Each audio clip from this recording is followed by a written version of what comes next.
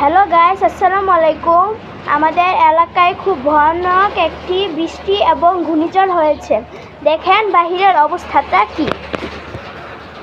দেখেন আমাদের এই ক্ষেতটার অবস্থা দেখেন, বন্যা হয়ে গেছে। বন্যায় আপনার যেগুলো ক্ষেত ছিল সব পানি নিচে ডুবে গেছে। আর দেখেন ওই বিল্ডিংয়ের ছাদে আপনার ছাদ পুরো ভরা পানি হয়ে গেছে। এখনো বৃষ্টি পড়তেছে, বাতাসে দেখেন কি অবস্থা। দেখেন বিল্ডিংয়ের অবস্থা, আকাশটা পুরো কালো কালো হয়ে গেছে।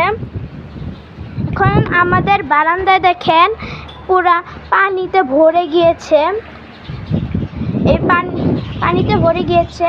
এখন আমরা আপনাকে বলতে চলেছি যে এই গাছের টবটা আমি গাছ রোপণ করেছি। এখন বৃষ্টি পড়ার কারণে এই গাছটা বড় হবে। তাহলে এটা বড় হতে কতদিন লাগবে অবশ্যই আপনি কমেন্টে জানান। দেখেন বাতাসে কি হয়েছে, দেশে পুরো গাছপালা নড়াচড়া করছে। আমরা অবশ্যই দোয়া করব আল্লাহ তাআলা যদি আমাদের এরকম ঘূর্ণিঝড় এবং বৃষ্টি থেকে রক্ষা করুক, আমিন। তাই আপনারা আমাদের ব্লগকে লাইক এবং সাবস্ক্রাইব করে দিবেন। আসসালামু আলাইকুম।